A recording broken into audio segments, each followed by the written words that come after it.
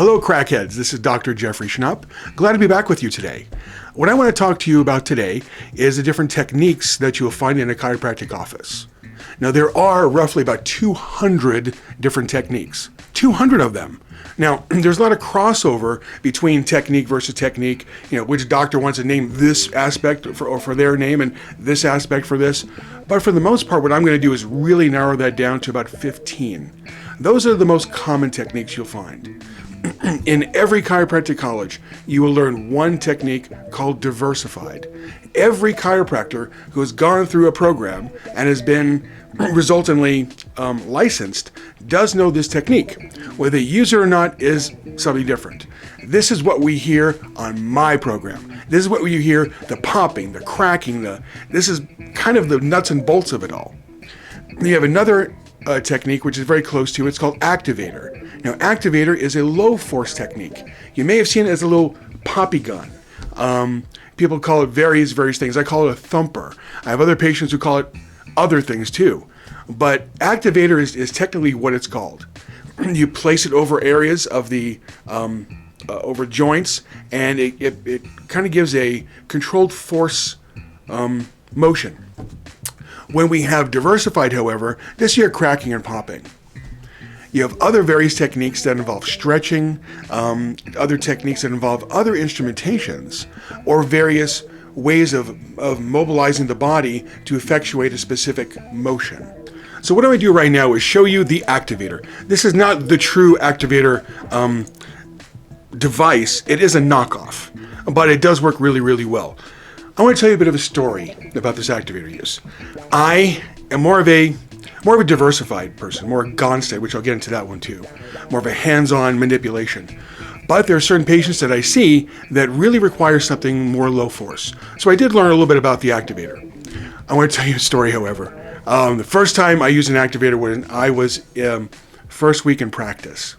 Now, I had a patient who didn't want the popping and cracking. Bummed me out right away, just like it's going to bum you out just listening to this. But I want to help people. That's why I'm doing what I'm doing. So I learned a little bit about the Activator. I created a diversified and Activator together. I call it Diversivator. Brilliant, right? But what I did was, since I'm half Italian, I talk with my hands a lot. So here I am talking with the Activator, telling the patient, this is how it sounds. Sounds kind of loud, I bet. But I'm showing the patient, here's like here, click it here. I put it on my nose, of all places, on my nose. I pop it. What thing happens? I start bleeding from my nose, profusely. Now, I'm scaring the crud out of this patient. She is making a beeline out of my office. And I'm following behind her because, well, I want to see if she's okay, but I'm also going to where the bathroom is. Here I am holding my hand like so, right? And blood into my hand here. She turns around and sees me directly behind her. This blood-curdling scream. Ah! Craziness, pandemonium. People rushing, what's going on? I dart off into the bathroom. She takes off, probably never to be seen again. Hopefully be seen by another chiropractor, I hope. I hope that didn't, what I did didn't allow her to not see somebody. But there I was, came out of the bathroom. My staff is right there wondering what the heck happened. Explain the whole story. Respect for this instrument, period. So there's another technique I want to talk about. It's called Gonstead. Now, Gonstead is really quite interesting. Since I live in New Mexico, we have a lot of engineers here. And when I have an engineer as a patient, they really want to clearly understand what I'm doing, why I'm doing this. I roll my eyes a little bit, but I get it all the time. It's like, if you're an engineer, I know exactly what you want to know. Gonstead is great to explain because it's biomechanical. You can explain angles. You can explain leverage. You can explain, is it a second or third class lever? What are you doing exactly? But everything works off of biomechanics. I can explain this to my science patients. No problem. They get it. So we take a full body x-ray and measure the different joints, joint spaces, joint alignment. From doing that, we can kind of picture which bones are, I hate saying out of place because they're really not. They're a bit malpositioned. You can determine from the x-ray what is malpositioned, and we can list them. What I say by listing is a specific reference point to how that joint is properly or improperly positioned. This gives us a great idea from a scientific standpoint of the direction of force we need to go to manipulate that joint to move it to where it needs to go. And I personally really enjoy that technique because I can explain it rather well, patients can understand it, and also it has a real good outcome. Also has a real good pop to it. That's my favorite too. Another technique I want to discuss is from my alma mater, which is Logan College of Chiropractic, or now it's called Logan University. We have a technique called Logan Basic Technique. We work specifically in this technique, around the butt area, around what's called the sacrum. And we put our thumb right by the little butt crack. In fact, even though it's called Logan Basic, it's often called Logan Brown Thumb Technique. For various reasons, for obvious reasons, I should say. So what it is you use gentle force along the sacrum and manipulate your other hand along various parts of the spine. As you control your thumb motion, you're controlling where you are manipulating, but using the base, which is your sacrum, to manipulate the rest of your spine. Logan Brown Thumb. So tell me, how are you feeling today? You know what? I'm really excited. I feel like everybody could use a little bit of work every now and then, you know? Mm-hmm. It's been a rough year, and I think treating yourself, treating your body, we all got to do it a little bit. I totally agree. So what do you do for a living? So I own a video game store here in town called Gamers Anonymous, and we serve a lot of people with classic video games, with modern video games, accessories, merchandise, as well as a gaming center that I ran starting October called New Game Plus. And so if you're hanging out, you're playing games. I mean, you know, like posture might not be the greatest.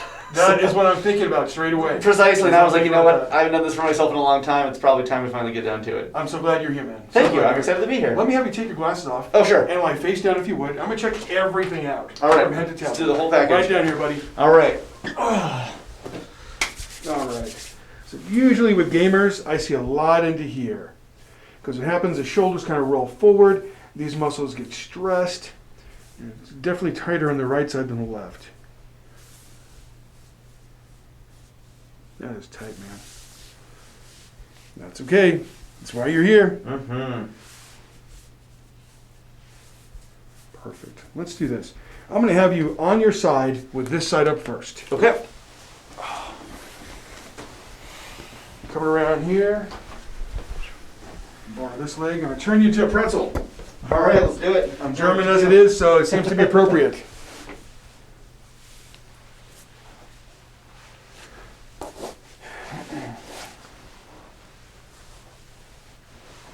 Get right on that spot here. Roll you toward me a bit.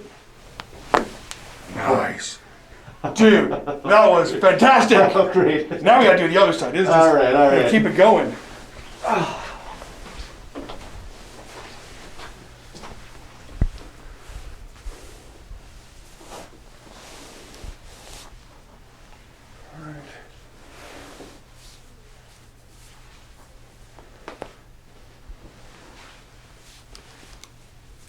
Right there.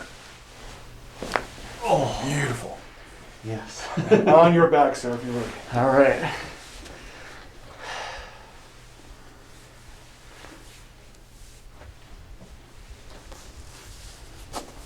This gnarly part right here first.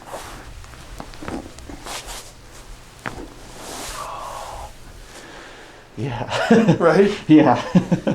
Now, that's relax, buddy.